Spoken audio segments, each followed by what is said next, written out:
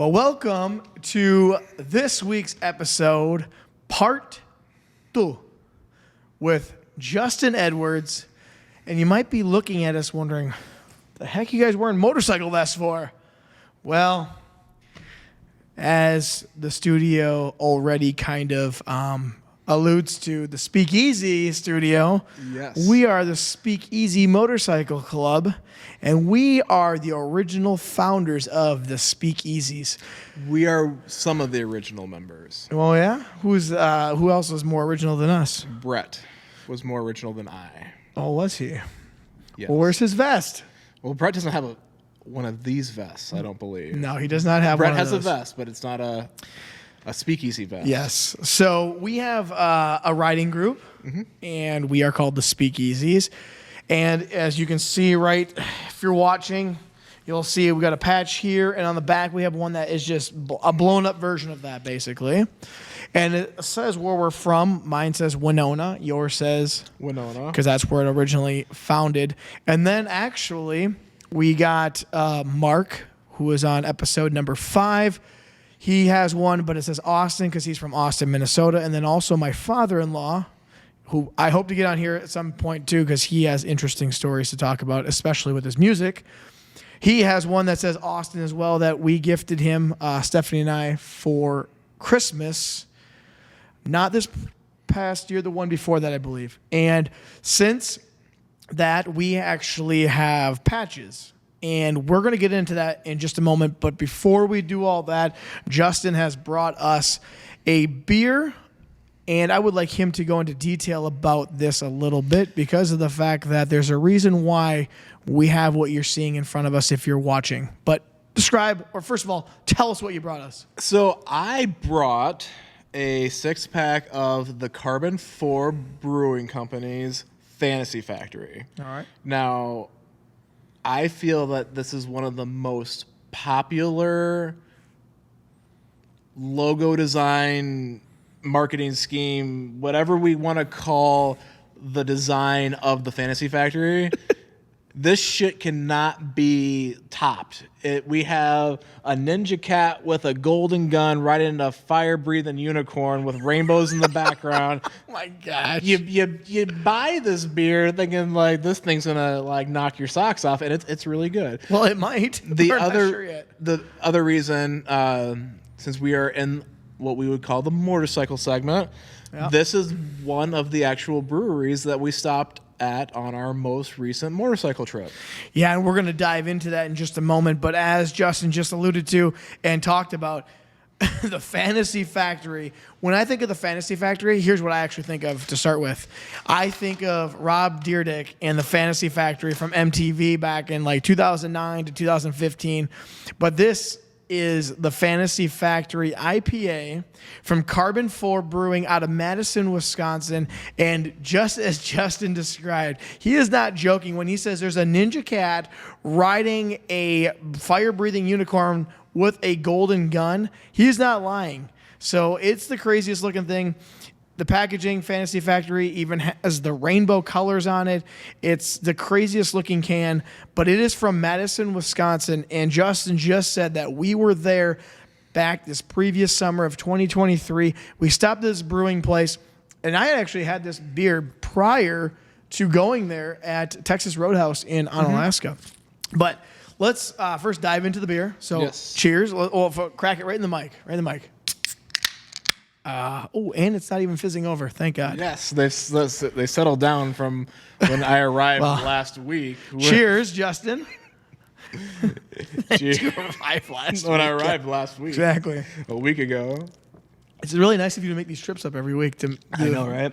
So we are a 6.3 6.3 on this IPA. % alcohol beer here. So this is going to be the lightest beer that we've had so far. We're actually going down. The OG IPA that we had on the last show was a 7.2. We went down to a 7.0 with the Seven Hills Brew Co. Seven-Headed Monster. Yep. This is actually the lowest alcohol percentage that we've had so far. So this one, first initial taste, is it tastes a lot thinner than the other ones. Yes, you can definitely tell it does not have as heavy of an overbearing alcohol feel. I feel like this a person who liked a hoppy lager would be okay with. Now, my dad would not like a hoppy lager. I still think that you have to have like a general taste for IPAs to appreciate this. I don't think you could give this to a stout, porter, lager, sour, maybe a sour. Maybe a sour drinker. This would be a nice IPA transition for them. Right, and so very fruity. Yes, this has some fruity flavors to it, and I love it. And maybe that's why it's the Fantasy Factory. Maybe it's because it's got all these things in it. But it is from Madison, Wisconsin, not that far away from where we're at currently. 3 hours max is all the further it's away. Really, actually, a simple drive or ride over. You just go down I-90 and you're there.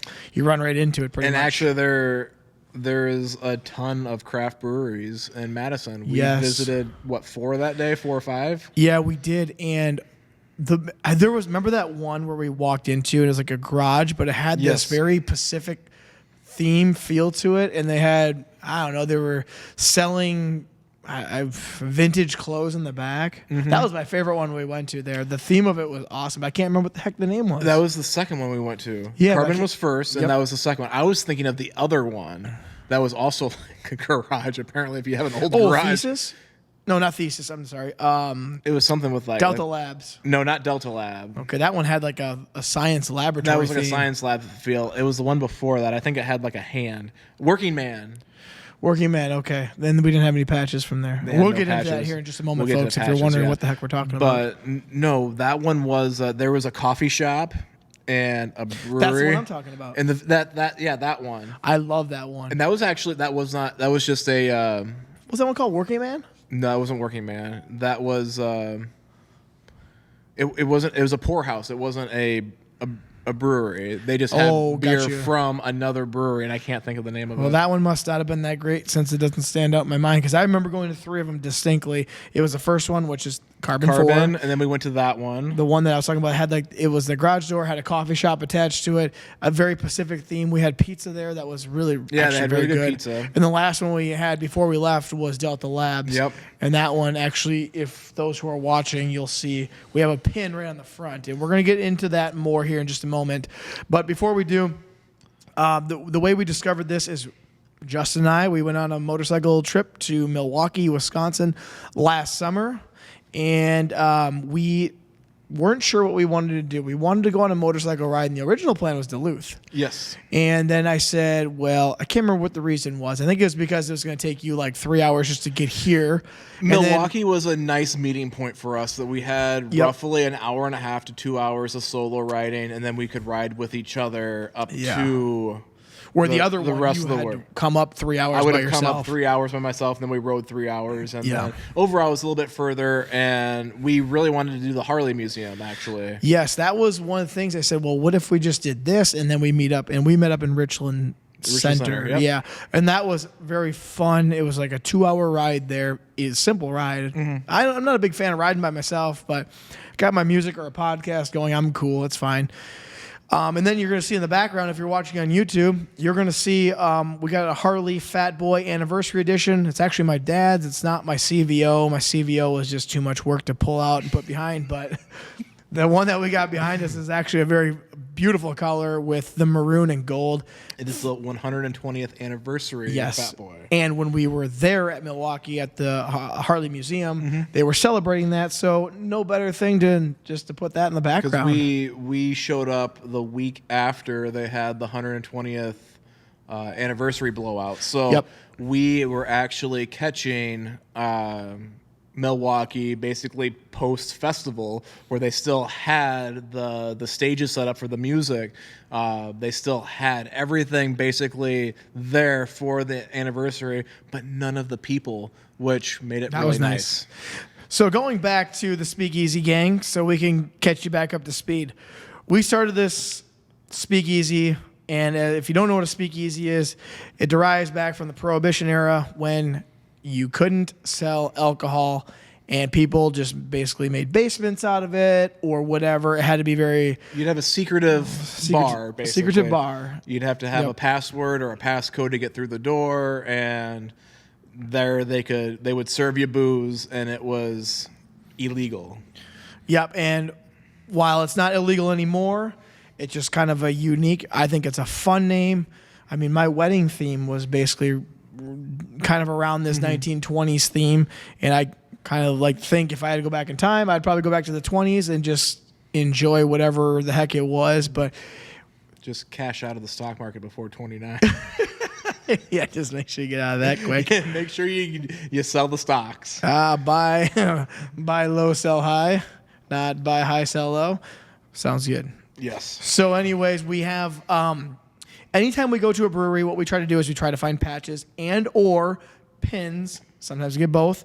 So you're going to see on the vests, at least mine, maybe Justin's if you're watching. I got a handful of pins here. Yeah, we got pins. And then on the back, we have a lot of patches from different places we've gone to.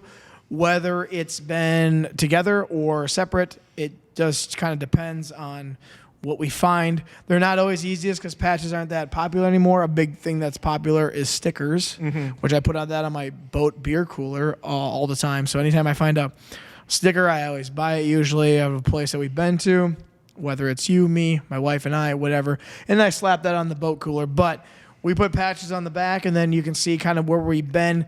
No, we are not a violent group by any means. So if anybody's out there saying, oh, geez, what kind of gang is this? It's not a gang. We're just buddies that like to go around to different breweries, places like that, enjoy having maybe a small flight of beers and then traveling to the next one. So when we do this, though, we're not slamming giant beers and just riding around all over the place. We get the very small ones like the 4-ounces. Testing. You're sampling. Yes, the sampling. I mean, it would be equivalent to having a pint and we're there for an hour or so. So it's 1 beer per hour. And then we typically will try to hit as many as we can over a longer day. We make a day of it. So it's not just like we're going and pounding a few beers and we're driving home. Yeah, no, which we've done before too, but I don't recommend. Jeez. So anyways, yes, we are the Speakeasies. Derived from Winona, Minnesota, but expanding. If anybody wants to join, there's a secret code to get in. I don't know what it is. I don't know what it is either. First, you got to find us. So anyways, we always try to get a patch, and basically that's kind of, I'm not saying that's where this whole podcast came from, but it's an idea of half of it, which is the brews part of it, because I enjoy going to the breweries, not because all the beers are kind of the same after a while, but you hardly find a very unique beer that you can't find somewhere else. Every beer that I've never found like a beer that just like stands out like, oh, I'm never going to get that anywhere else. I have, and I'll mention this but after right now? Yeah, go for it. So we've been to it. It's in Calmer, Iowa, Pivo. Yep. I was just there this past summer in July, just before we went on our trip, I think. Okay. Anyways, I was there with Mark and Larry then his friends. They had a beer, and I don't remember them having this when we went there that one time, but it had some sort of spice in it, and I can't put my tongue on exactly what it was. It wasn't like cinnamon, but it wasn't not cinnamon. It had a very like a holiday spice? Almost like a holiday spice, but it wasn't that holiday-ish. Yeah, we were there in July. But anyways, it had won some awards. It said like an earthly spice. Probably. I don't know, but myself, Larry, we thought it was fantastic. And I didn't even know what it was because it had a weird name to it. And I'm like, I don't usually, and I think it was maybe just like a simple lager. So that's what it was under the category. And I was like, I've had lagers everywhere. But then Larry's like, here, taste this one. And so I did. And I'm like, well, hey, get me one of those, like little 4-ouncer. And I was like, that one stood out in my mind. But you're right. Like you taste this one and you taste a lot of IPAs, you're not going to be able to like, oh, that's Fantasy Factory for sure. Well, I would say that they all have their own individual tastes, but the recipe has to have majority of the same parts that you would. I mean, if you find one hazy IPA, we're going to have another hazy IPA later in the show. It's probably going to be similar. Right, yep. You have your brands, and then I guess, not to like piss anybody off here, but like for me, like the stouts, I mean, you either get like a really strong coffee flavor or you get a really strong chocolate flavor. Yep. And sometimes you get both and it's a chocolate coffee. But I mean, one stout compared to another, to me, unless it's just a really bad beer, if I get like a little bit of like a coffee flavor with a thicker tasting beer, that's what I'm going for. Well, and so what I really love about craft breweries is the atmosphere that we go to. So touching back on our motorcycle trip from this past year, we were in Milwaukee and we did the museum tour that afternoon / late afternoon. And then we hit up, I would say about 5 or 6 of them from about 3 or 4. 8 or 9. Was it? Yeah. See, this was also when I was not drinking, so I was sampling all of the non-alcoholic beers that were provided within the Milwaukee area. Yeah. One of them that stands out to me though was the one that had the baseball theme. Yeah, What was that that was the one? first one we went to. What was that one called? I don't remember off the top of my head. Broken Bat. Broken Bat. And they had a wiffle ball court attached An to indoor it. wiffle ball court. It was, and you could reserve a slot and play wiffle ball. While we were there, there was a group of college kids, I would say about 8 of them, 10 of them, and they were competing and playing. There's leagues. Yeah, there's leagues too. Yeah. That was a really neat one. It was literally less than, all these were like about a mile radius of everything. Yeah, we were in. downtown Milwaukee, so we weren't riding more than 5 minutes from one to the other. Yeah. And then it was raining on us. So. Oh man, that's another story. That rainstorm that got us. Yeah. But yeah, Broken Bat was the first one we went to. That was the first one we went to after we left the Harley compound. Yep. For me, that trip, Wizard. Oh yes, we'll get to that one because that was like the Speakeasy. Yeah, we'll get to that. All right, so Broken Bat. That was the first one we stopped at. Had a baseball theme. All their beers had a baseball Their thing. mug club was bats. Yeah, the bat mugs. The bat mugs. Oh, those are cool. Yeah. But then you just spoke on that you weren't drinking at the time, so you had some non-alcoholic beers. What were those ones called? We hit mostly the Athletico. Okay. They have a couple different versions of Athletico. Yep. I just wasn't drinking for like some personal reasons at that time. But a lot of breweries are going to have a really solid non-alcoholic option. So, that's you're going to spend the same amount of money for a non-alcoholic as you will an alcoholic, but you can still participate. So it's good for everybody. Yeah, and it's Athletic. It seems like it's the most popular Athletico one. is definitely one of the most popular non-alcoholic. You get a non-alcoholic hazy IPA. They have a couple other options. All of them that I've had are really good. Occasionally you'll find a brewery that makes their own non-alcoholic beer, which is also really cool. I know that Backpocket, which we are going to have later in this segment, does their own non-alcoholic beer. Can't wait. It really depends. You can kind of tell how a brewery manages their business based upon the insights of the owners subtly. Like Backpocket, for example, also had a brew for your pup, a pup brew. No, yeah. Doesn't Bush do that? Bush did that as well. So I mean, like you can walk into a place and be like, so they're obviously dog lovers and they want to like expand their brand. Yep. I mean, they tried to give it to us for free one night because they weren't selling any of it, but they tried it, and that's the important thing. Yeah. So, yeah, that was a really cool one because I'm big into softball, baseball. That one, I was like, this is just something crazy. And then we went to the other one, which was called Wizard something. I got it right here. Wizard. The hell is this thing? Wizard Works.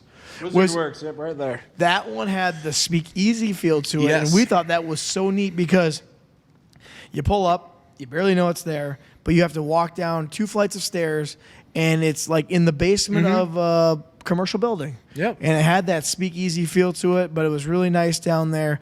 That one you said was your favorite? I think that was my favorite just because the favorite theme. Okay.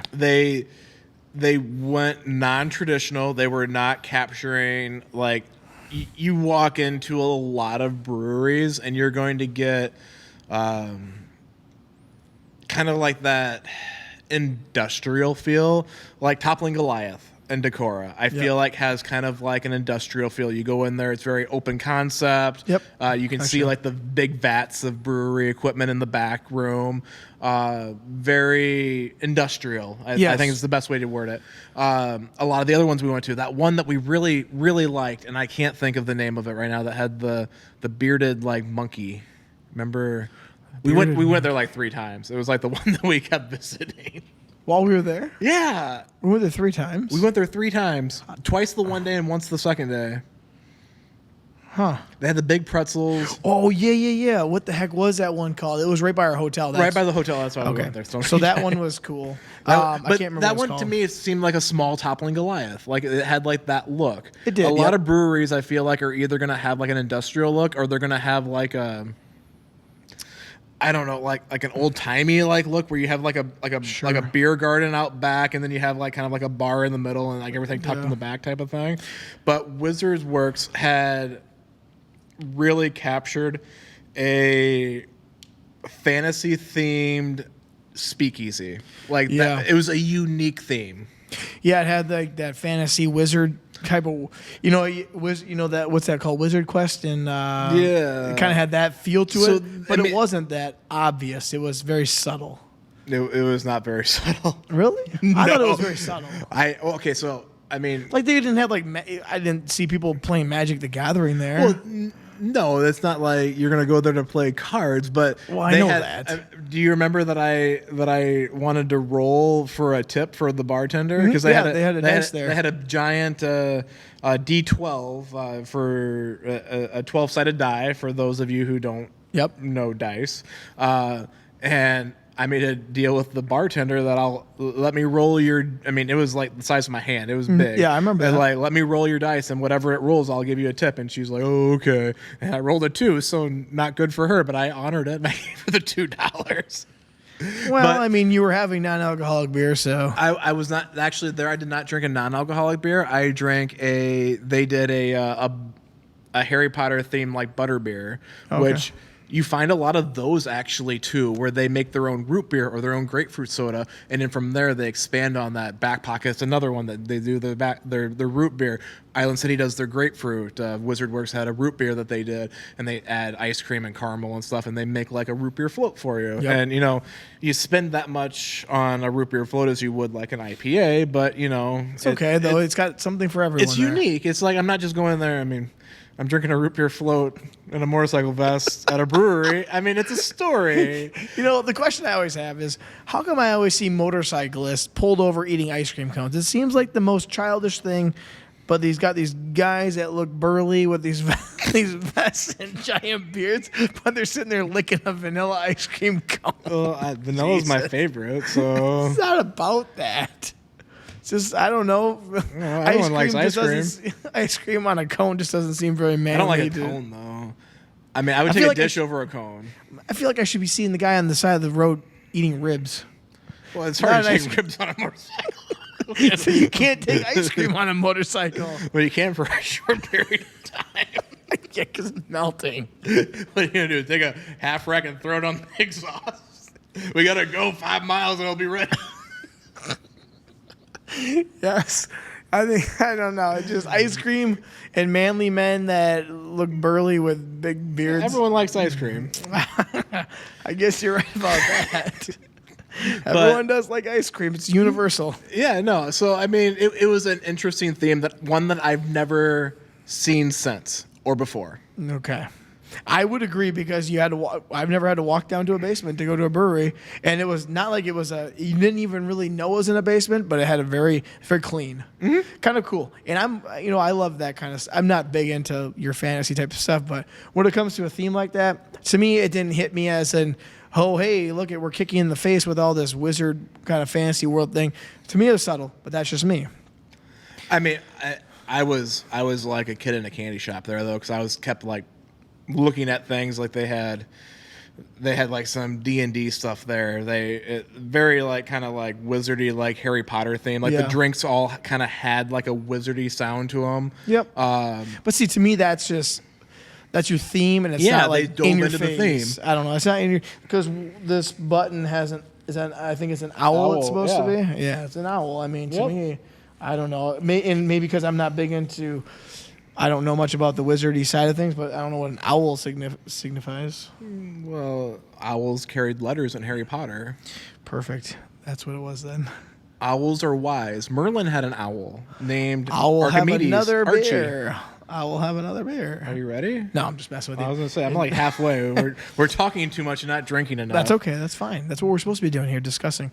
Okay, so then we went to another one, and this was just before the rainstorm happened, I believe. No, we got we got rained on between Wizard Works and Was it this one? It wasn't this. No, that one I got from Lakefront. No, there was another one in between there. No. We were sweating in this place. There was one where we were sweating, and it might have been before Wizard Works, to be honest with you. We went from Broken Bat to another. They did not have patches. They had stickers. So you have a sticker somewhere. Emporium. I got those stickers on my cooler. Yep. It rained a little bit, and it was hot. It was hot in there. It was I sweat like a donkey in Africa. So that one we don't really have much to say about because it was just hot. All I had is a small thing. I don't feel like they had a lot of like unique brews there either. Yeah. I mean, I wasn't drinking, but I was paying attention to like what they had. And I feel like they didn't have as many options as other places for unique brews. They had a lot of options. They had a full bar. They had a lot of beer. Oh yeah, that's right. They actually had mixed drinks too. Yes. And I remember the Emporium.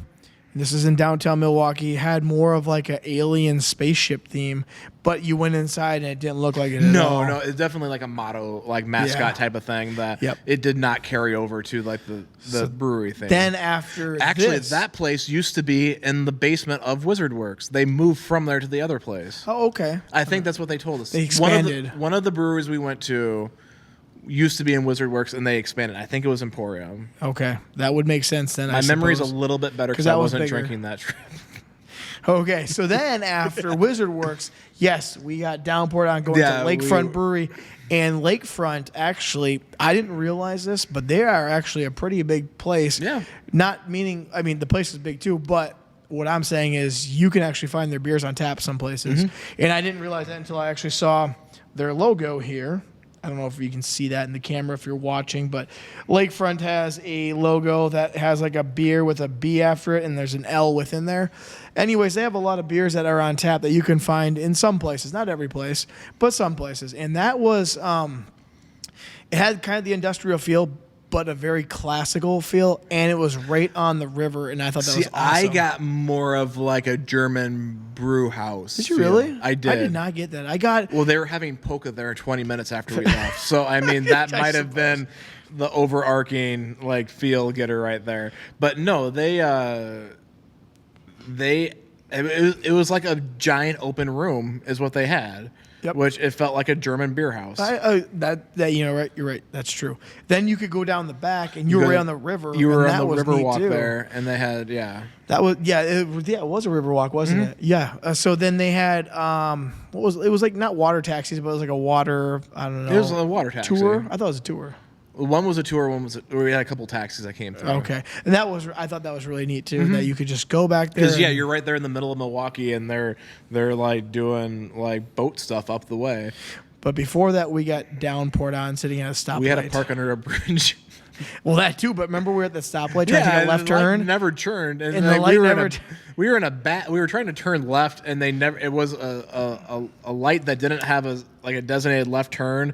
So it was downtown Milwaukee, and it was busy. So we never had a chance to turn left. So I think we sat there for like 5 light cycles. I think we went through 3, 4, or 5 light cycles. It was several light cycles, and we're just getting poured on. Yeah. It was, I couldn't believe that we were actually sitting there, but we had nowhere we could go. No. And it was, we've been caught in a rainstorm, but not that bad. Coming across the bridge where we were getting pelted and we were like just in pain when we got back into Winona. But yeah, that was pretty crazy. But again, a story we can tell. We're sitting here telling it right now. I thought it was really fun. The time that we got pelted coming back into Winona, we did not have any type of windscreens though. Yeah, like you have your fairing, I had my windscreen. I think that helped incredibly. We weren't even moving. Well, that time it was straight downpour. I had this hat on, and it was just literally just like dripping. Oh, that's right. You had that hat on, didn't you? I did have this hat on. Surprised it's still holding its shape with all the rain we had on it. Oh my gosh. Anyways, we went to Lakefront. Then after that, we went to another one on our way back to the hotel, I believe. No, we went across the river, and then we went to that place where we had pretzels. Oh yeah. We had pretzels and cheese. So everywhere. I guess another theme that you'll get with breweries are like the small breweries. We saw a lot of those in Milwaukee, where it's like it'd be smaller than the studio here, like maybe like just like the back half of the studio where you have hardly any seating, and it was kind of like that. That's right, we did. And we had a giant pretzel. Yeah, and I think I was getting so full off having pretzels and cheese. Then we went down into a questionable neighborhood, and we hit two up down in the questionable neighborhood. It was kind of scary. By the Potawatomi Casino. Oh, then on our way home, though, we hit up one. And actually, this is funny. Dave sent me a beer. He's like, hey, is this one any good? And I'm like, a funny thing. I can't remember what the heck it was. And I'm like, Justin and I hit that up last summer in Milwaukee on our way back to the hotel. Remember, it was like dawn. It started getting a little dark out. And we hit up one of them. It had like a smokestack. Can't remember what it was called, though. It had like a smokestack outside, I think. Anyways, I can't remember. There was a couple that had that. In that yeah, but this area. one is like we circled the block one time. We had to make it. Like maybe times. that was the one you said the questionable neighborhood. It was a questionable very neighborhood. industrial. Because we were leaving that, and it was getting dark, and literally like I don't know if they're homeless or not, but there were people coming out of the bushes next to the highway, and like oh yeah, you're right. I remember that now. And luckily, when you're on a motorcycle, you don't. I don't know if it's like a stigma that they don't want to talk to you or what, but I mean, like, I feel like if I'm sitting in my car and someone's like panhandling or something, I feel like they're like looking at me. I know. And like, I try to like just like look straight ahead. It's like, I don't want to like engage in that. I mean, well, they see the vest, they think we're a gang. We have some loud bikes too. So, I mean, that kind of like helps it like. I can get some pipes on my new one. But yeah, they didn't like mess with us. We saw another panhandler in Madison too when we were coming through. Oh, yeah, that's right. Well, so anyways, we went to that one and then we went to another one after that, and we were watching some sort of game. I can't remember. I think it was the Brewers. We went by the Brewers. We went by the stadium. That was neat. While they were having a game, and it was a good game too. I think it went extra innings, or it was like it was something special, like not a normal game. That was another one of those like really small breweries where you have like no seating and just like a little bit along the bar. Yep. They made some type of it was some type of like special like non-alcoholic like seltzer water that they made. That was like watermelon or something. That's what I had there. Okay. And that one had a really modern type theme to it. I remember we walked in, that one had a very modern theme to it. I still have a picture on my phone somewhere, but that was a fun one I enjoyed going to, and that was our day, if I remember right. So what did we have, like 6? No, and then we went back to the... Oh, yeah, we went back and then we went to McDonald's and got rained on some more. Oh, gosh. That's right, we went to McDonald's. I threw some food into my saddlebags. Yeah, throw it in the saddlebag and just keep... I put it in my vest and buttoned up my vest and shoved it in we just kept getting rained on that day, but that was certainly a memorable. That was probably my highlight of my summer last year, was doing that trip. But we decided to do that because we could meet halfway, kind of come to a point, and then we could ride. I think it was like 2.5 hours or 2 hours. Yeah, something like that. There, and that was actually very fun. Madison got a little crazy. Between Madison and Milwaukee, it was kind of crazy traffic, but it was a pretty simple trip to drive there. So I'm hoping next year. What do we got? Do we have anything lined up? I thought we were going to do Duluth next year. We're talking Duluth, but I mean, who knows? I mean, maybe the Dubuque trip, depending on how much time you can get away. If you can come down to Dubuque, maybe we could stay there for a little bit and extend that and go from there down further south, or like Cedar Rapids has a lot of options. Okay, so maybe that's what we do then. We could do, actually, we could go from Dubuque, do like a day around Dubuque, and then we could go down to Cedar Rapids, down 151, hit Cedar Rapids, go up to Waterloo, do the old stomping grounds, and then cut across on Highway 20 and make the big triangle. If anybody else out there has a good idea of where we should maybe take our next trip, other than Sturgis, because we're getting to that, let us know. Duluth was the original plan last year, but the Milwaukee Harley Museum was a great second option. To be honest with you, I probably wouldn't have bought my Harley had I not gone there. The history of Harley and Indian too is really kind of cool, but I came from having 2 Indians, traded them both in, and got my Harley CVO. But seeing the history of Harley kind of makes it feel really American. But not that Indian isn't. It's just that Indian has come and go, and now Polaris actually owns them. But then again, Harley's gone through their AMF stage, which AMF made bowling equipment too. So we learned about that too. It was really kind of a cool thing. So if anybody's ever looking to, if you're into motorcycles, I would definitely recommend hitting them up. They're doing another thing called the Homecoming this year. I think the Red Hot Chili Peppers are playing. I think Jelly Roll is playing. Yeah. That's pretty cool I was tempted just to say do Milwaukee again, but I looked at the pricing. Is it expensive? Oh, yeah. Oh, never mind. It's Harley. Well, I know. And they had their little, remember we got to eat at the restaurant there too? Yeah, we got to eat at the restaurant. I feel like Harley just has like the following. I mean, You can get all kinds with Harley. I mean, obviously your brand new CVO compared to your dad's brand new Fat Boy compared to Mark's. He has a Road King, right? Yep. That he did a lot of customizations on. Yep. My Heritage Softail. There's levels, and you can. It's depends on like how humble of a biker you want to be, because I mean I'm assuming that we're going to get into the motorcycles that we've owned. Oh, we'll get there. We're already 35 minutes in, just on our trip of breweries. Yeah, my Heritage Softail was my first Harley. I was going to get an Indian originally. That's what I was going to do. I've looked into the Chiefs, and you had the Chief Dark Horse. That was a pretty sweet bike. And I liked that bike. I was going to go with that until I went into a Harley shop. I sat down on my Heritage Softail, and like, this is the most comfortable bike I've ever been on. I went in to buy sunglasses and walked out with sunglasses and a new bike. Well, you got one of them that you went there got for. what I came for, and then a little extra. So Harley just has. I mean, if you want a bike that you can customize, I've had the Kawasaki, I've had the Hondas. You can get options. You can get like some bootleg options from like Amazon type of thing. But if You're talking about accessories? yeah, you know, like the saddlebags, everything is all kind engine guard that I put on the Honda. Yep. You know, like I got that off of Amazon for like $98. So I mean, there's options out there that you can get. But if you want to customize a ride, which I'm happy with how mine sits. I don't know how much customization has happened before I got it. I got mine pre-owned. It wasn't brand new. But whoever had it before me made it in a very comfortable riding state that I there's no bike that I've had or rode or sat on that feels as good as my bike. Okay. Well, that's good. So then you eventually got one that you really, really fall in love with. Yeah. And you've said this to me, whether it's still true or not. I enjoy having the music. You always say you enjoy having the wind. Yeah, I prefer, especially these days, that I'm not like on call like I used to be. Yeah. And I mean, when I lived here and I was in an on-call like job position, you could go like an hour or two, but if like there was an emergency that was happening at work and I was getting like a phone call from it, I wouldn't be able to hear it on the motorcycle. So back then it was, you know, it's nice to get a break where even if I do get a call, I'm not going to be able to hear it. I can push it out of my mind. I can relax. The windscreens therapy that people talk about on motorcycles, that's me. I get out there to get away from everything where I'm completely disconnected. I don't want to listen to music. I don't want to listen to anything. I just want to be. Yeah, just want to be that. And some people do. They say that wind therapy. And it is something to think about. Some people look at motorcycles and go, oh, man, that seems so dangerous. And there's other people who are like, this is therapy for me.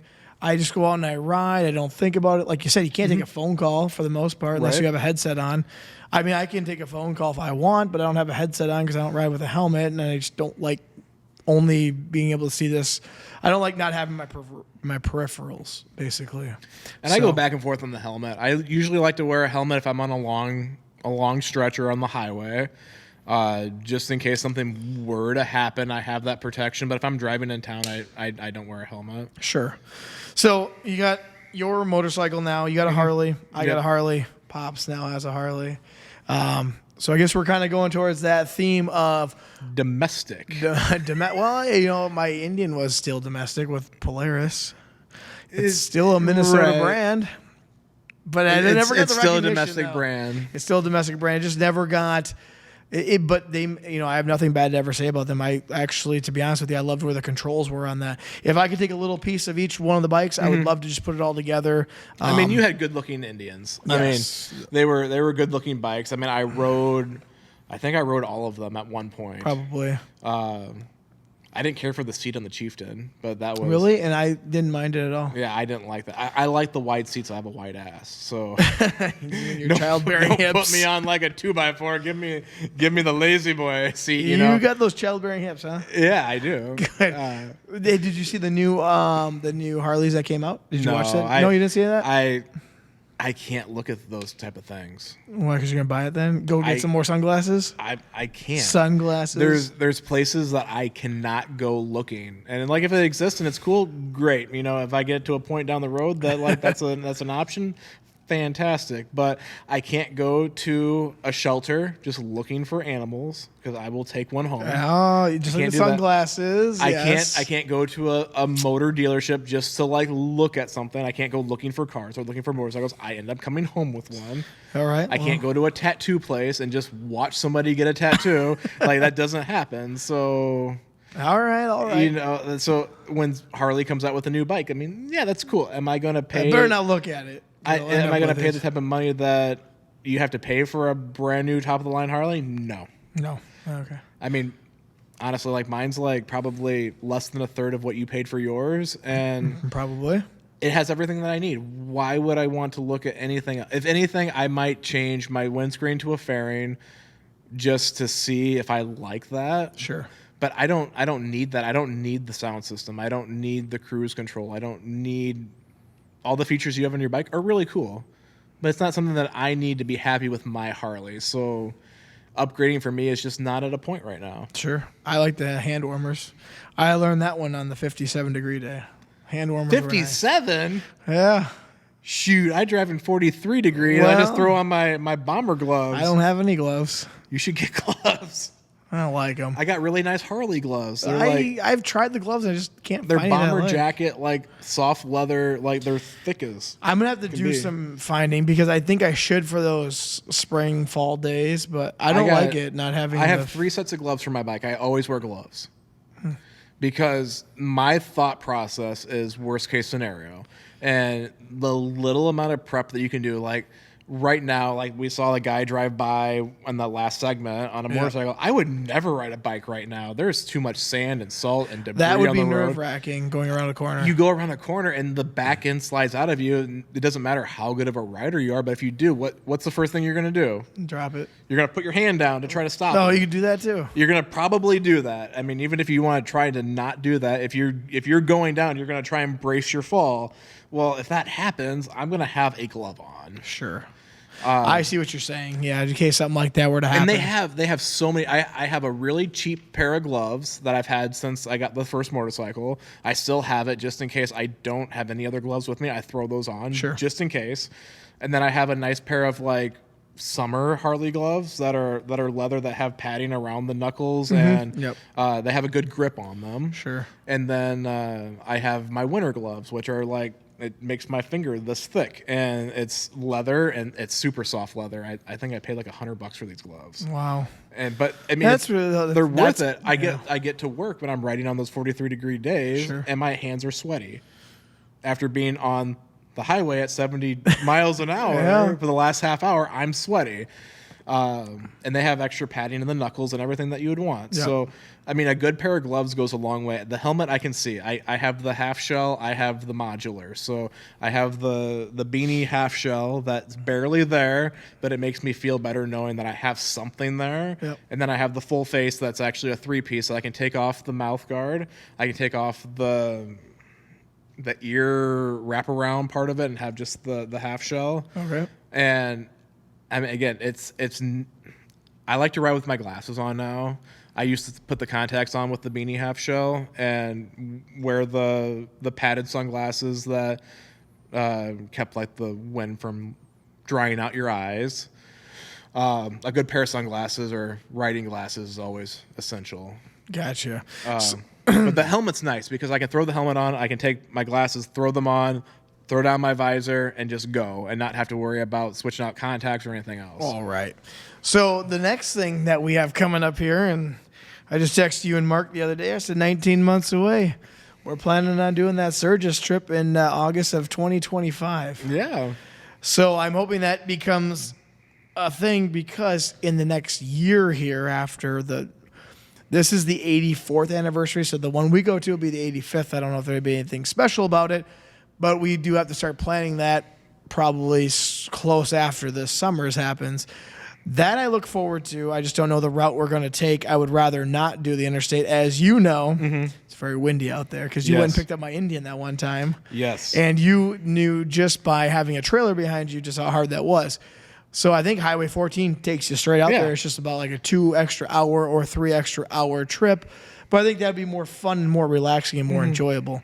So that's our plan coming up here in the next Well, they're 18 so months. close to each other too that there's nothing saying that you can't take the half-hour detour to drop down to the interstate if you want to. Like Yeah. that, right where like midway in South Dakota, I can't think of the name of the town, but it's where the Missouri River goes through, and you have Sure. like that bridge and the monument to. It's like a bootleg Statue of Liberty. Okay. Bootleg.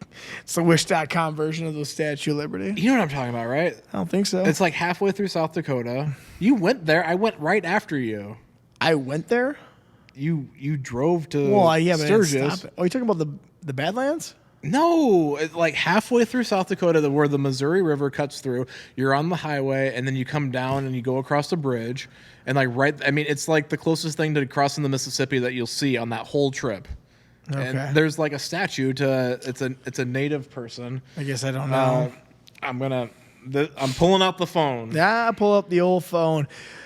Well, anyways, that I think is going to be a fun trip. Yeah. I think what my idea was you take 2 days to get out there, 2 days back. Yep. So that's 4 days of travel time and then 3 days just to hang out there.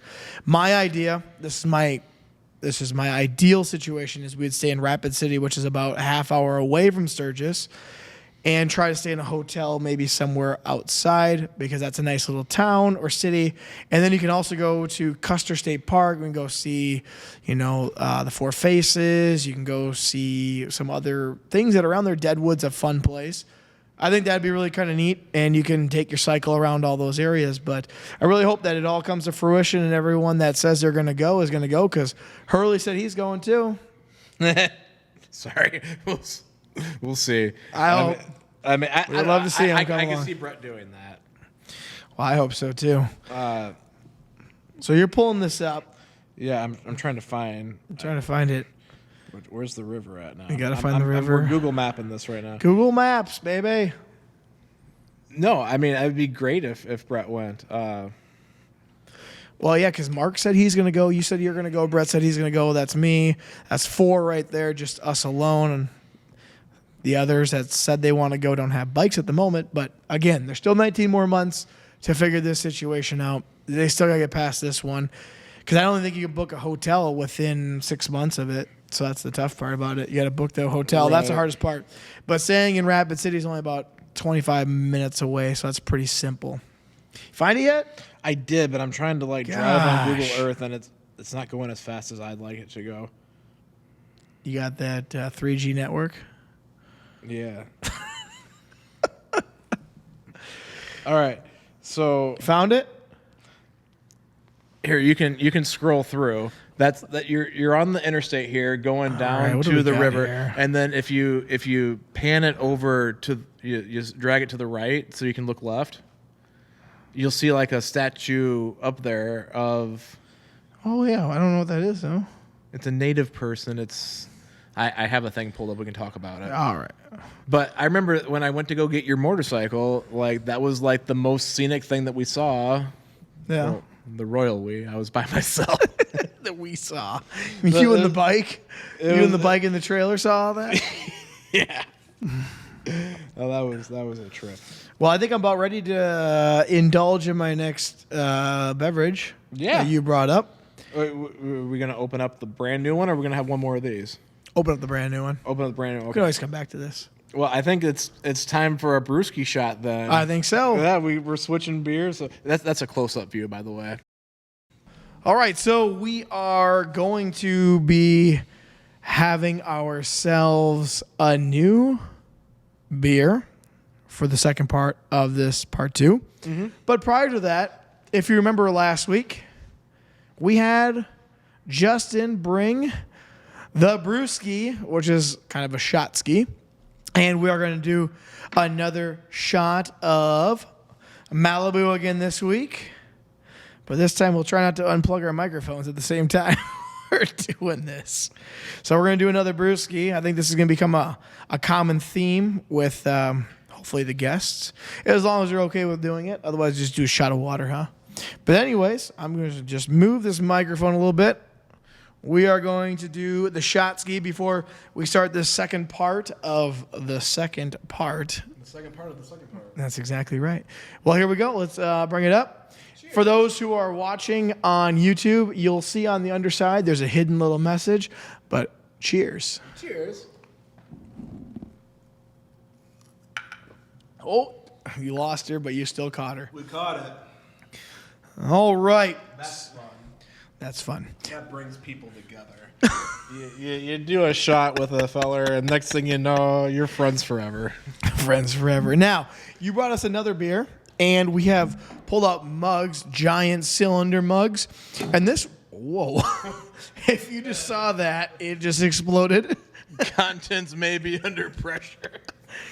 Seems like a common theme. Justin brings beers that explode or fizz over. So we got one. It's a hazy IPA, you say? This is going to be a triple New England hazy IPA. Now, I don't think I have ever had a triple hazy IPA, a New England for that matter, but it looks like what I would expect coming out of this, hazy for sure. Anyways, this is coming from a place called Backpocket Brewing, and I think it's another Dubuque place. Is that correct? All right, so another place from Dubuque that Justin brought us some beer, and we are pouring these into giant cylinders. And now this growler has a totally different look. For those who are listening, your growler that you probably think of has a little stubby handle, not a stubby handle, a little short handle on the top. And this one is coming, it almost looks like a vase, to be honest with you. It looks like a vase. So it's kind of a different type, and I don't know. Justin's going to have to give us some of the background maybe on the theme of this brewery because I'm assuming he's been there. That's why he's bringing it here. Must be something that he's tried and or thinks I will like. But it is called Backpocket Brewing, and it is from Dubuque. So yes. First things first, let's get ourselves a nice little cheers. Cheers. Cheers. So I actually haven't had this specific brew yet, but Backpocket yes. is one. I tried to find things that I think that we would like together that I haven't had before. So I like that idea. This one of these that we can both experience for the first time. Backpocket is definitely, I would say, our it's got a good smell to it. It's got a good smell to it. Our most frequented brewery that we go to, they do trivia there. So it's kind of like the Island City of I'm a Dubuque sucker for us. that. Honestly, we haven't gone there very often. I've been hitting some other ones up a little bit more frequently, but this is definitely, I don't know if you remember a couple years ago, I went down to Dubuque for a special trivia at one point. Yep, it was like one day. That's where this was. So Backpocket is a very unique brewery. They have kind of like a retro video game theme, and actually in the basement is an arcade with like quarter play, cool pinball machines, older pinball, like, yes. yeah, like older like arcade style games. They just actually did an expansion where they have has a special name. It's basically bowling, but the ball's like really small on the short lane. Yep. They just added a whole rack of those. It's kind of like the wiffle ball thing, but it's for bowling. So they do trivia. They do that. It's in an old millwork building where there is a handful of other businesses on like a big open concept, like an old like lumber warehouse that they quartered out into businesses. So there's a Gary Dolphin bar. I don't know if you know who Gary Dolphin is. I have no idea who Gary Announcer for the Hawkeyes, I believe. Okay. So there's a Gary Dolphin bar, and then there's a special like parking spot outside reserved for Gary Dolphin in case he ever shows up. In case he ever shows up, and he does occasionally. Oh, really? Yeah. Well, that's cool. Dubuque's actually really here. Let's drink. Let's taste. Let's taste.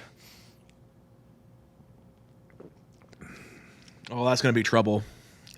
I'm getting a lot of the orange notes in there. I was just going to say it smells like orange juice, kind of tastes like orange juice.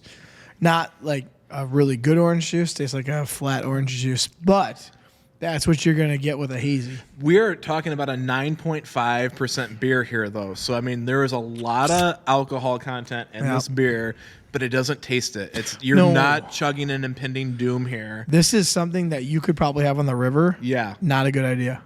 Well, if you're not driving home, why not? Yeah, but what I'm saying is you're on the river in the summer and you're sweating and you're dehydrated and this is what you're having. Yes, this could be not great No, for someone. that's really good actually. So Dubuque is unique. So I know that you're not a fan of Game of Thrones. We watched a little bit. I made you watch a little bit. Remember we went to a trivia theme and you're like, I'm gonna know everything, and we didn't even place. Yeah, no, there's a lot of lore. There's so much detail that goes into those things though. The writer of Game of Thrones, George R.R. Martin, was actually a professor for a period of time at one of the colleges in Dubuque, at one of the universities. There's 3 of them there. Oh, okay. So he will show up occasionally in town. Like there's a big film festival that happens in the wintertime that he'll usually be there for. What's it called? Because we have that Frozen River It's film kind of festival like here. that, but it's the Dubuque version. Okay, Dubuque's version. I've never been there. I don't know the name, but he'll be there for that. But like, occasionally, like he'll just show up in town. And actually, he wrote several parts of the Game of Thrones series from Dubuque because of the way the Dubuque's very similar to Winona, where you have like the bluffs and everything. You're on the river, river town with bluffs. And beautiful. Again, you're not gonna have so much of this this imaging in your head, but parts of Game of Thrones when it comes to the winter side, the north of the land, where they have the ice wall and they have Winterfell, which again you probably don't know, but your viewers might. Hey viewers, if you know this, you know more than I do. Anyway, these towns and places were based upon what he was seeing looking out of his house, apartment, wherever he was at on Jackson Street in Dubuque, looking out at this like bluff. Like, okay, so your old house when it was on the bluff, imagine you were at the top of the bluff. Yep. And then imagine like snow covered everywhere, and you have a writer sitting there like looking up at that house and be like, I'm gonna write a story about that. That's what he did. Oh. So there's a lot of like weird little lore like that. But he's been to the Gary Dolphin bar. This is a big like sidetrack turnaround from that. And this is right in Dubuque. Yeah. And it's called Backpocket. Backpocket. Now what's this? Gary Dolphin is the coach, is that correct? He was an announcer. I believe he was an Iowa announcer Hawkeyes? for the Iowa Hawkeyes. Okay. Like radio announcer. Like. So is that what it's called, the Gary Dolphin Bar? I think it's called the Gary Dolphin Iron Bar. It's literally right across the hallway from Backpocket. Okay. So they're right in the same building. Same building. Oh, that's neat. Okay, sweet. And then you said the Game of Thrones, one of the writers? Yeah, the writer Was from Dubuque? He lived in Dubuque for a period of time, and Okay. he wrote part of the series in Dubuque based Cool. upon what he saw there. Well, if anybody's into that, if anybody's into Game of Thrones, this is the guy that loves Game of Thrones. Tried to get me into it. I didn't really. Well, you came in Stephanie tried. You came in the last season, and Well, that hindsight, that was not a good decision. Well, anyways, that's part of it. But anyways, it brought an awesome beer. This is a good beer. I'm going to say this is, of the 4 that we've had so far, this is my favorite. This has a good flavor. It has a high alcohol content. It's very smooth. That's why I like is the smoothness. It doesn't make you. This was also the most expensive one. Of course. Because I had to buy the growler. So, Oh, what if you didn't? Was it then? well, they didn't have this in cans. So, What if you bought it on tap? How much was it per? I think it's probably. I don't even know. They don't have prices. You just go in there and go up to the bartender and be like, hey, what's my bill? If you have to ask, Whatever you you can't want. afford it. No, if you gotta ask, you can't afford it. All right. So we know that this is a unique type of beer. This was $40 though, but for the growler and the fill and everything. So That is pretty expensive because normally you're talking maybe $18 to $20 for a pour and a growler. right. I think So it's like double. yeah. Okay. Well, that makes sense. The higher the content, usually it is. Okay. So, anyways, we're going on that now. Let's go back to our theme. We just discussed our motorcycle trip from this past summer. We spent about 45 minutes just talking about where we went, the breweries that we've hit.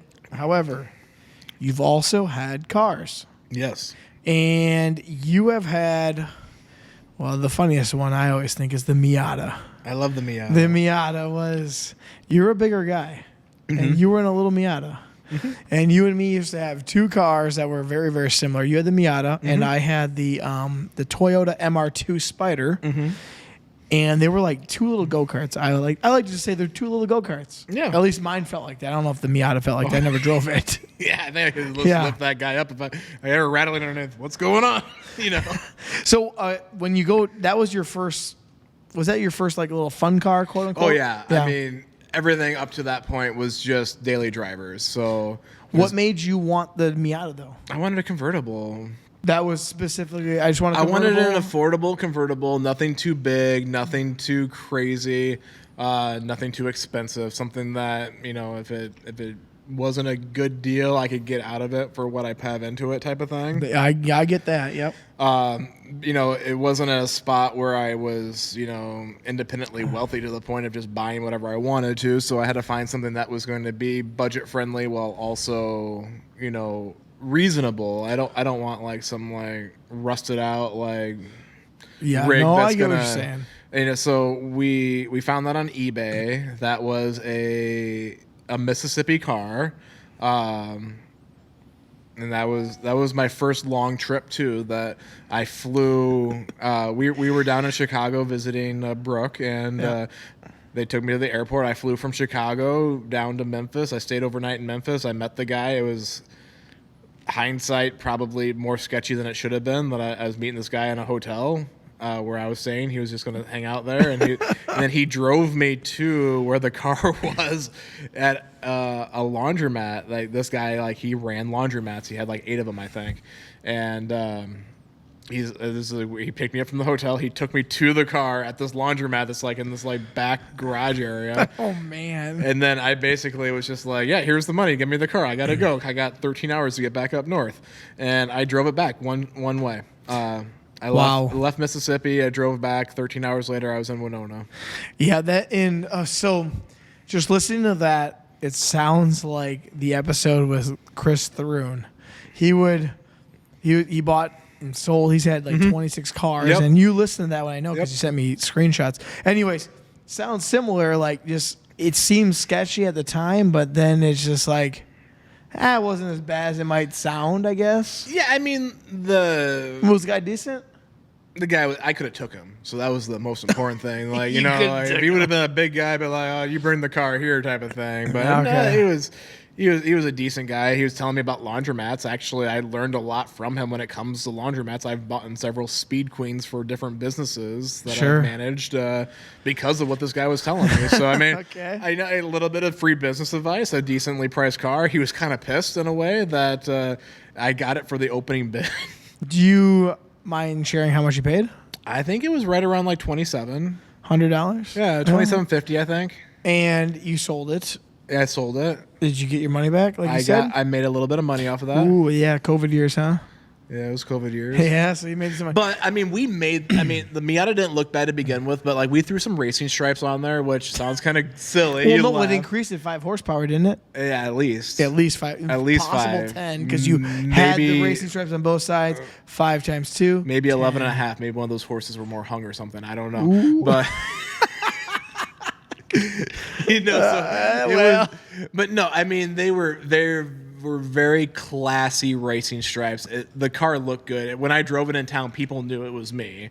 Like, yes, and then because I know that Alex Lazel bought your car, and I saw that thing going down the street. I'm like, hey, there's the Justin's old car with those racing stripes on it. And he ended up selling it with the racing stripes, and he made money too. So I mean, thing just kept going up. Hindsight, I probably should have kept that one. I mean, actually, the one that I feel worse about letting go is the Celica. Because then I sold the Miata, I bought the Celica because I wanted something with 4 seats with a convertible that I could lean back further because the Miata doesn't have a back seat. So the same thing with your MR2 and your Porsche that you had. That you even can't lean back. Supra, you can't do much either. Right.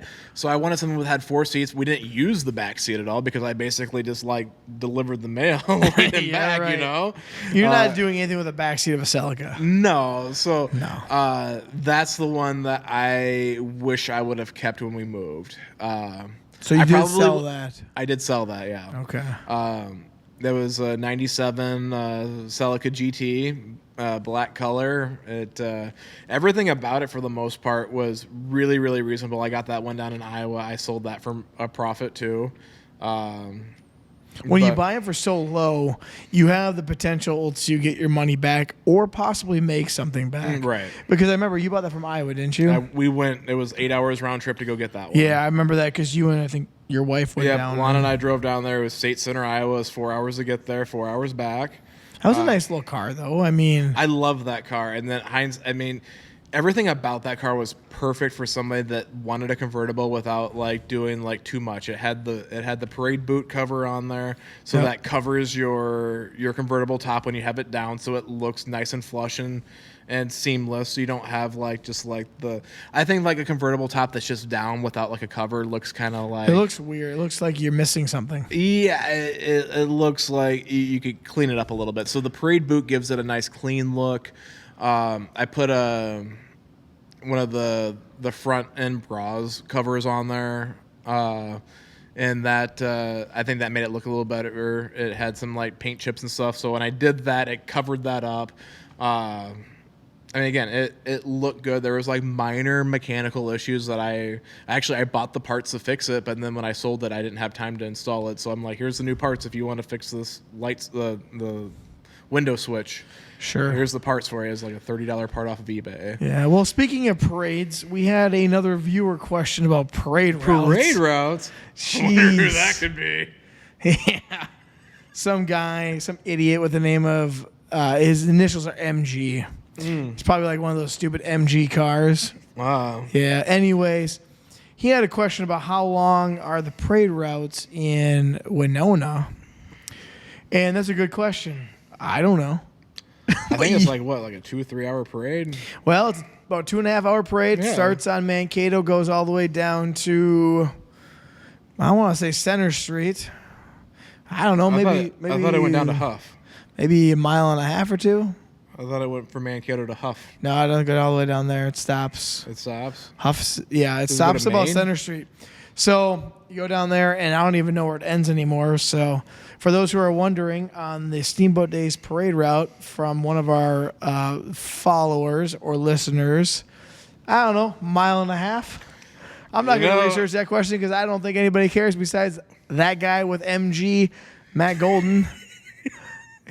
He's the only one that Well, cares. you know what? I can tell you, route. it's exactly from the first float to the last float. That's how long it is. Yep, that's exactly right. Yeah. Same. And it's the same with the Good View Days parade too. It starts at the beginning float, Yeah, and then it ends with the last and one. it usually ends with the last one, which is the cop cars. You know, Yeah. sometimes people just drive through and you don't know if they're a part of the parade or not. When you see this street sweeper, you know it's over. You know, you see an Equinox, it might be part of the parade. You never know.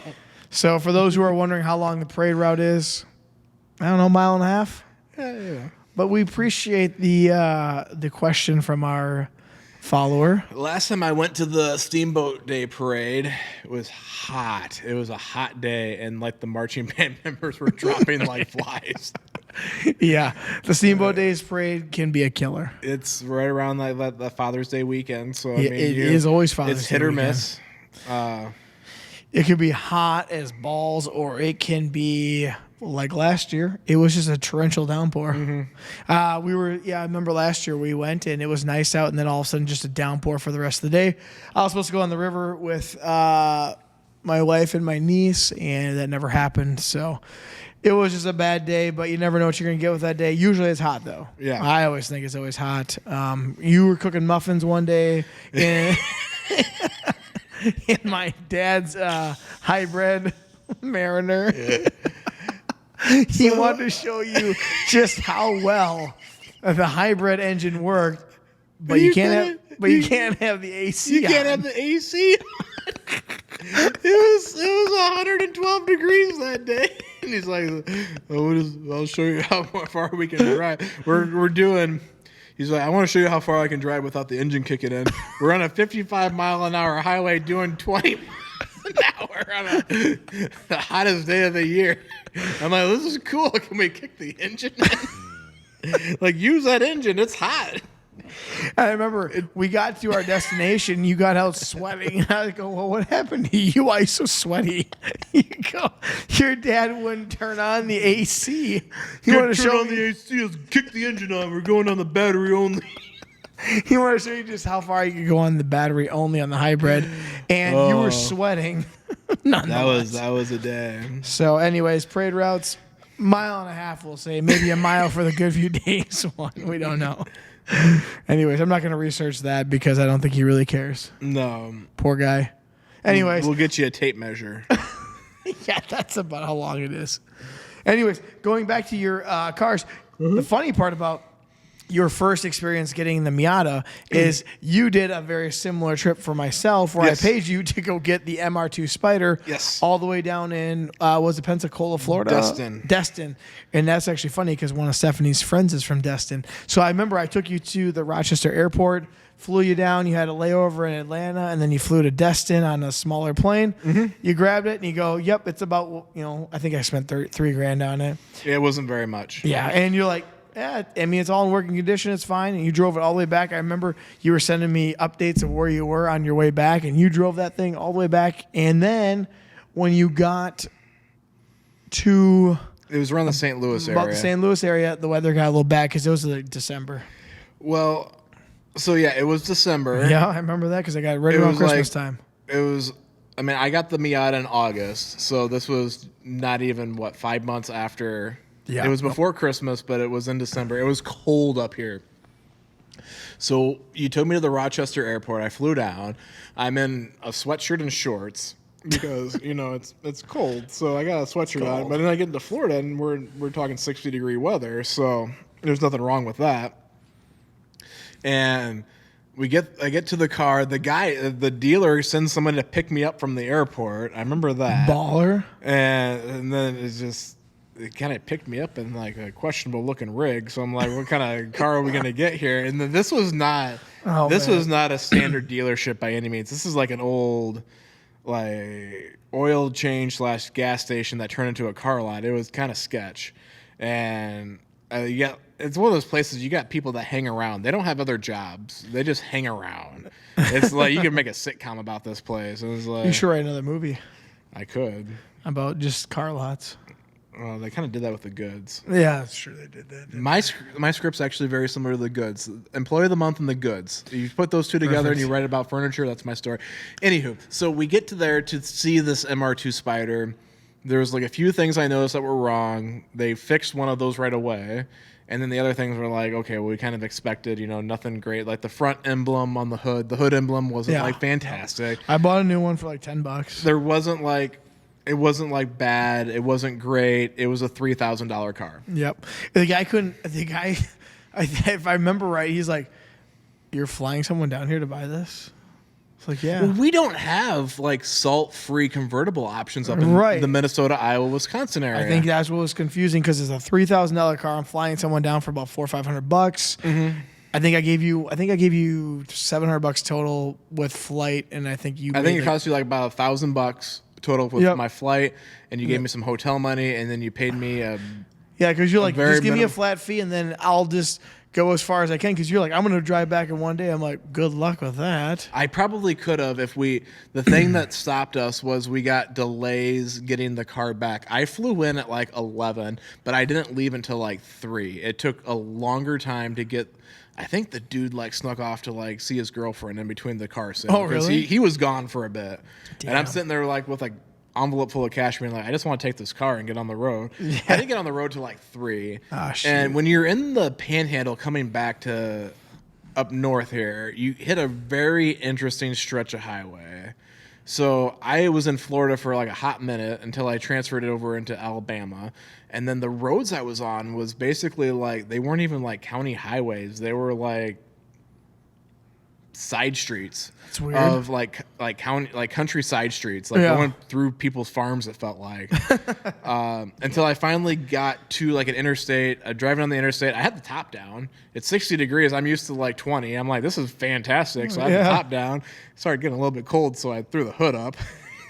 I had my hoodie on. People are probably wondering what's going on. I had the hood up. I tied it real quick. So I got my face sticking out. I can see the road. Yeah, it was a little chilly. I threw the heat on my feet. Oh man. I went as far as I could, and then I threw the top on. I think I went through Montgomery when it just started getting dusk. So I go all the way, basically from the bottom of Alabama all the way to the top of Alabama. I get to Tennessee. I drove through Nashville at night, which was kind of cool. I think that when I went through, there might have been a Titans game happening because the stadium was all lit up. That'd be cool, yeah, because it was in December. So I think certainly could have been one. I think that might have happened. Either way, it was lit up. So maybe they're getting ready for a game the next day. Sure. Either way, I drove past the stadium. It was lit up. Get through Nashville. I get through Kentucky. Kentucky was okay. Not super great. Not super bad. I get to Illinois, and like the St. Louis area is just like, this is like 2, 3 in the morning.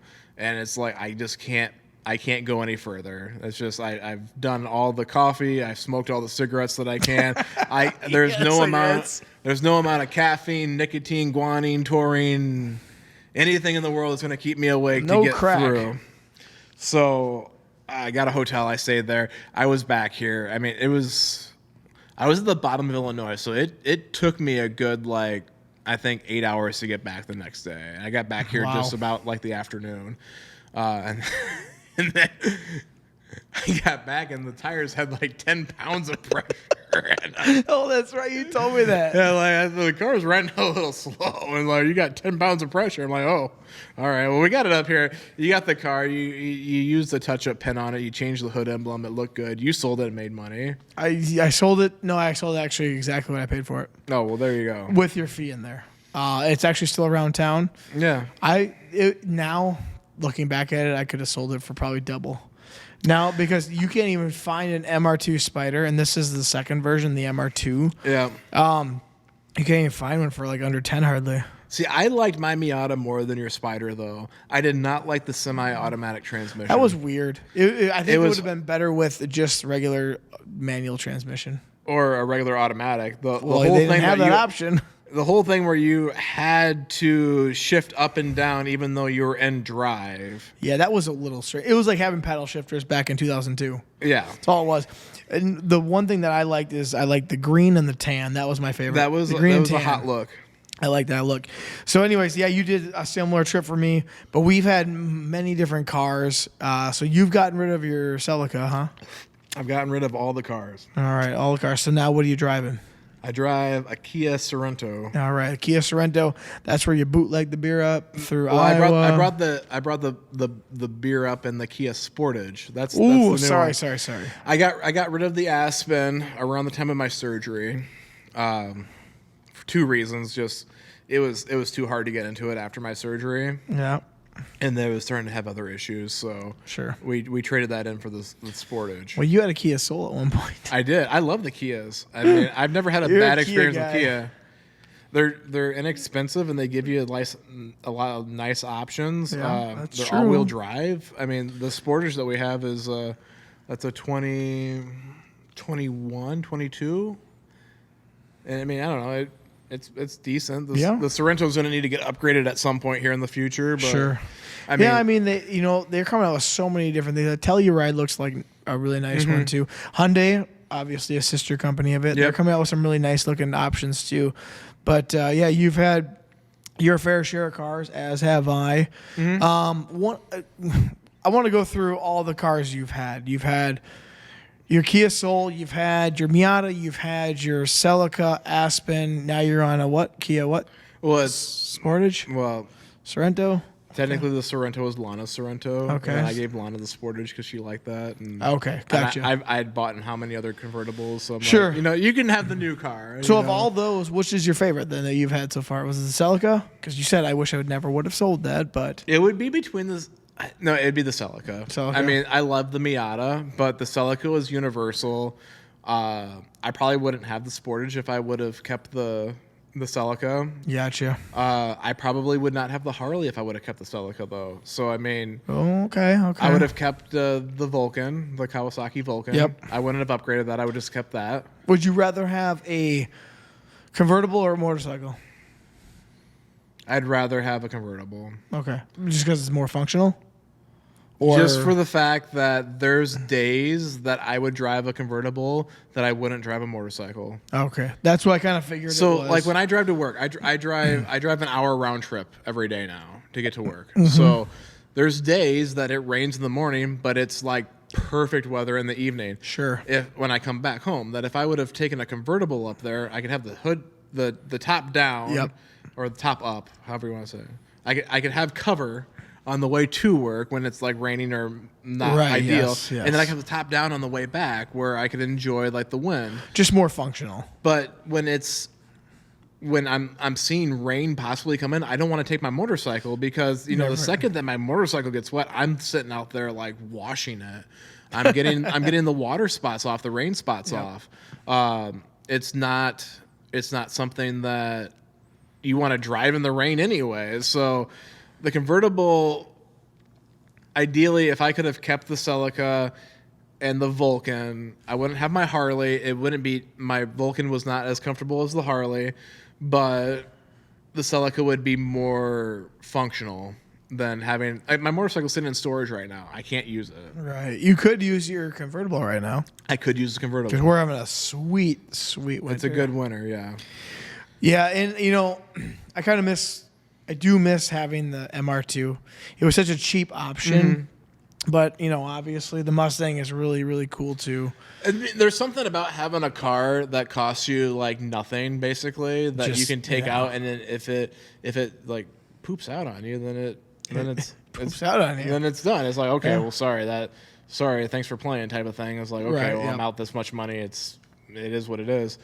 But yeah, so like having something that you can just like tool around and do whatever you want and like beat the heck out of it. And yeah, you definitely can do that with a Miata and a Toyota Celica for sure. Yeah.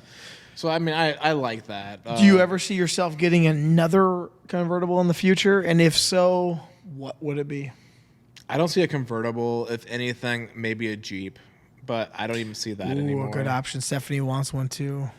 I mean, I can see the functionality where if I had a Jeep with a soft top and a hard top, I could basically use that as a convertible and a winter driving vehicle all at once. But every Jeep that I've driven has like ran hard. We have looked at Jeeps together. It's like a stiff ride. Yes, it is. It's not comfortable. I'm doing, like I said, an hour round trip to work, so I don't need something that's like super comfortable, but I don't want to be miserable. Right. Yeah, and that's the thing. Like, we had talked about, because Stephanie just got a new vehicle, a Honda Pilot, and we test drove a Jeep. And as you said, it's like, damn, this is not something I don't think I would want to drive daily. And some people do get rid of them for that reason. I said, you know what? Get something that you like, and then we can buy a cheap Jeep for whatever. Because I'm like, well, let's get it for the summer, and then we'll never have to put the tops on, and then you can just drive it when it's fun out or whatever the heck you want. But I think that's kind of what you would do too with it. You don't want to drive it a half hour one way, half hour back every single day or 5 days a week at least. You would rather have it for fun. I would get like an early 90s. Actually, if I could get a 93 Desert Sahara Jeep. That's pretty specific. I would put the Jurassic Park labels on it. Yes. You would do that. I would. I love it. If I could do that, I would have Lana put the red vinyl on there and the old JP03 or whatever, number I want to put on there. I would do that in a heartbeat. But the thing is that you can't, Jeeps are, I haven't found a nice mill ground Jeep. Remember that Jeep that we went to go look at? Yeah. It was funny because it was right after one of our auctions here. We traveled down to, it was on the way to Toppling Goliath. It was some town close to the Iowa border. It's like Mabel, somewhere in that area. But yeah, you're right. We did go there. We looked at a Jeep and it was rusted to hell. I mean, the Jeep that we were looking at here at the auction might not have been a bad idea for a period of time, but they're not the end all be all. We'll say that.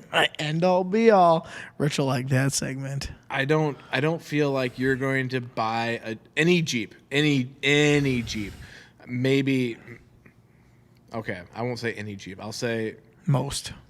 Any Jeep Wrangler. Any Jeep Wrangler will not be the end-all, be-all. When we're talking Jeeps, folks, we're talking the Wrangler with the tops coming off. Not a Jeep Wagoneer, not a Jeep Grand Cherokee, because those are a different category. I feel like a Wagoneer might be a solid option, but I don't have the 120 I hear those things are depreciating like a grand. sumbitch. Well, yeah. I hear those things are going down in value so fast because they can't get rid of them. I think I just saw something, and they have one of the longest lot times out there right now. So when we're talking about Jeep, folks, we're talking about Jeep Wranglers, where you take the tops off, and I think that's what a lot of people are. I'm sure after they picked up on our conversation, that's probably what they're thinking of too. I mean, if I could find like an older, early 90s two-door Jeep Wrangler. Yep. and that wasn't that much that I could put a soft top on and never have to worry about a hard top if I could like store it somewhere where I don't have to like worry about putting a hard top. That was what I told Stephanie. I said, hey, let's just get a cheaper one, 10 grand or less, store it in my garage, and then we'll always just have everything off of it. That yellow one that we looked at the auction would have been like perfect for that type of situation, but it's not an everyday driver. You're right. And I wouldn't even want to put the damn doors on. I think I would just want everything just off, and then we'll take it out when the time is right. It's kind of like your Harley where you can customize them and do what you want. But again, it's not a good daily driver. No. And then from what I hear, the Broncos aren't that like spectacular either. We just test drove one. They drive a little bit better. Yeah. But they're still loud as hell. See, I hear engine issues with those. Well, it's possible to get those i4 turbos. I know a guy that was like, he like made a Facebook post, so take it with a grain of salt. But he was at a dealership, and at a Ford dealership, and a couple brought in their Bronco for service, and he's writing this whole story because he thought it was funny, and I think it's funny too. But the dealer salesperson had sold them on the idea of the Bronco, on the idea of we lost our sound. Did we? Hello? Oh, there we go. All right, I'm back. All right, so the dealer salesperson had sold them on the idea of this Bronco because it's going to be the Jeep killer. You're not going to have to worry about performance because it's gonna maintain the same as what a Jeep Wrangler does.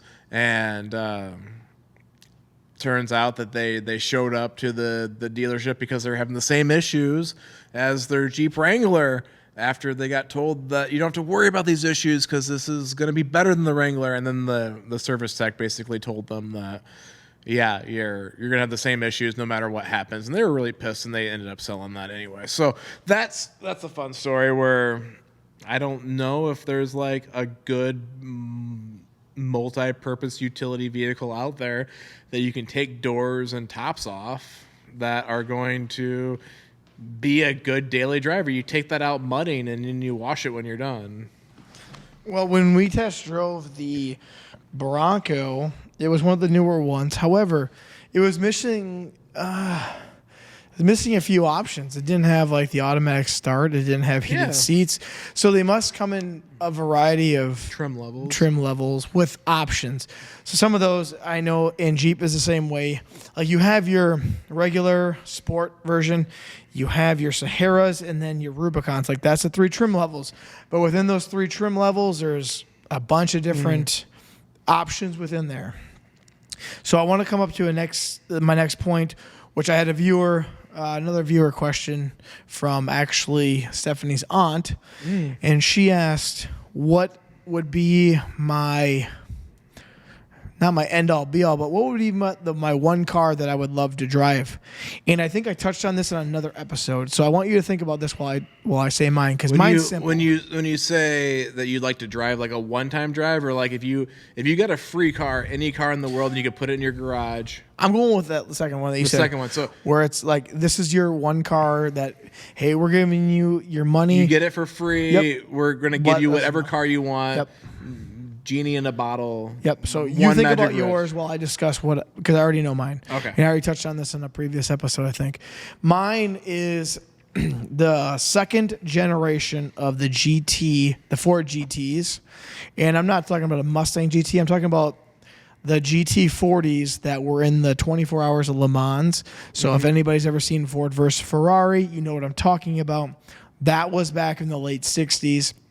This is the mid-2000s version. I think they had them from like 05 to 09. And now they just reproduced them again, but they don't look the same. So the second version was like a replica of the 70s version or 60s version.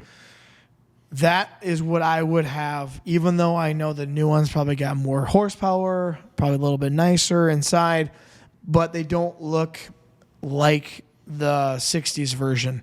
So the mid-2000s version to me it looks like the 60s, the late 60s version, but has all the updated stuff and still keeps that heritage look to it while still having functionality where you could drive it. So for my end all be all, my one time drive or my one time car, I'm going for anywhere between an 05 and 09 Ford GT40. You can still buy them. Originally they were 150 grand, I think. Now they sell for the upwards of $350 to $400,000. So that would be my end all be all car. And if I had to choose the color, it's going to be the white with the 2 blue racing stripes. There was just one sold this past June, I want to say it was. And it was just beautiful. I think it had 1,800 miles on it. Anyways, it sold for like $395,000. And then you throw your auction fees on top of that, and you're well north of $400,000. So, Kim, thank you for that question. That would be my end-all, be-all car. Ford GT40 in the mid-2000s range. They do sell for, they're still out there. They still sell for the upwards of $350 to $450, depending on probably the color, depending on the mileage, depending on how many owners, all those kinds of things. So that would be my car that I would love to have in here. In fact, I would get rid of every single one of my cars in here for that one car. And that one car is still probably worth more than all of my cars combined. Not every car in here combined, just all mine combined. Now I want to turn this one over to Justin because I've given him a few minutes to think. You get unlimited money. Yeah. You can drive it. You can whatever. This is someone says, hey, Justin, rub this lamp, and your car that you want pops out. Yeah. What is it? I don't know the year. Maybe I can help you. I'm the expert here. The Suicide Door Continental. Oh, 66. Okay. Oh, man. That's a beauty, Black. too. Convertible or non-convertible? No, convertible. Ooh. I got a story for you. I got a story for you after you go on that, though. Go. I mean, okay. So, I mean, honestly, I saw it in Entourage, the TV show Entourage. It's in the opening credits. It shows up later in the show. I've always thought the Suicide Doors were sweet. Going to like car shows around here, you see like some older technology that is just so ridiculous now. But at the time, you know, when you bought these cars brand new, like how cool was it to have a record player as a radio? I mean, that was like the original like MP3 plug-in Apple CarPlay. Yep. You had your record player.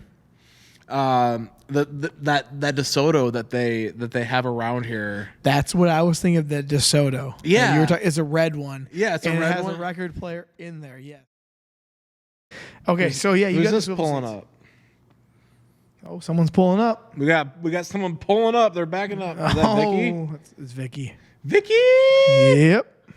Oh, we're gonna have to give Vicky a hug. All right. Well, anyways, we'll end this pretty quick. So yeah, let's go over your finishing the thoughts. The Lincoln Continental is a Suicide Doors. It has what I want without anything that I don't need. I feel like that and like an all black, basically the Entourage version, black leather seats, all black Lincoln Continental 66. Is it a 66? Well, I think they also made a 67 too, but I know 66, and the reason I know that is because I was online back in high school, and someone was selling, quote unquote, Deion Sanders 66 Lincoln Continental, which had some nice like 22s on it, all black, Suicide Doors convertible, just like you're saying. So I already know that car in my head, and yes, that was a 66. However, they may have made it in 60s. I thought it was the 50s. Well. No, it's not that. Nope. I mean, obviously I'm wrong here, yeah. But we saw one. We've seen one at an auction that was terrible. It was in it was in bad condition. It was bad condition for bad. sure. We've seen one, and no, I wouldn't have bought that one. But a pristine condition. Idea. Yep. Or if I had a second option, a DeLorean. Ooh, that's cool. You see the new DeLoreans that they're I've trying seen to the come new out DeLoreans. with? It's like all electric. Yeah, That's no, sweet. I wouldn't want that. I would want the 80s. I would want the 85 DeLorean, and I would convert it to look like the Back to the Future car. That's cool. Really, I wouldn't have thought that, but then again, you know what? Going off of what I do know about you, and you like your Star Wars and stuff like that. That does make sense, and that is kind of a neat thing because I you don't see saw those. one actually at the Mississippi River Museum. That's where Joe and Molly just got married. Right before they got married, there was an exhibit there that was over like technology, and somebody had their '85 DeLorean that was Back to the Future. That's like, cool. Like like set up and everything, and it like made like the humming noises and the like noises and everything. It was That's sweet. So that was I'm a sucker for like video vehicles. So anything that's like in a movie, like the Gone in 60 Seconds, Shelly Mustang, The Eleanor. the Eleanor Mustang. I think that was a 69 GT500. Yeah, no, car movies, they do play a big impact on everything we watch. The that we Supra like. from the original Fast and Furious, I the orange know. Supra. There's, I guess I'm a sucker for 90s cars, so I love like I love all 90s cars. Interesting. Maybe later 90s, like 95 and later, like that, like really curvy look that you got to cars that you don't have. Give me an example. Like the Supra, the Celica. Oh, sure. Like the imports that had like that look to it, the Honda 2000, the early Miatas. Yeah, the S2000. Yeah. Those things go for big bucks now. I mean, even think about the domestics you had back there, like an Escort or like, like Brett had one. a Cavalier. Everything in like the 90s I felt like Very they went from rounded. boxy 80s to curvy 90s. Yeah, ooh. He was a sign of the times. Yeah. Them girls got them curves. Yeah. Early 90s, not so much. I remember when we looked at that 90s LeBaron. Oh, gosh. Those are ugly. I almost bought that. Yeah, that's right. It was out west in Winona. Yeah. Oh, And then I man. blew my power steering. See, now this is the great thing about getting questions from our viewers is we can expand on these and have a fun time. Yeah. Because that was a question that was submitted by Kim Hilberg, and she is my wife's aunt, and she found out what I want as a car. Found out your 66-ish Lincoln Continental suicide doors, convertible, murdered out, or all black, whatever you want to call it. That's a good question. But I think we should wrap this section up because we've gone over motorcycles. In our trip, we've gone over cars, ones that we've had, and then we went over our, I don't know what you want to call it, our fantasy cars, our dream cars. Yes. We should have had the Fantasy Factory for that. Yeah, well, we had that. We gotta get- Fantasy Factory had to come at the beginning because of the fact that we went there on our motorcycles. We got to get Rob Deerdick on here next. That would be sweet. I would love Rob, it. if you're listening,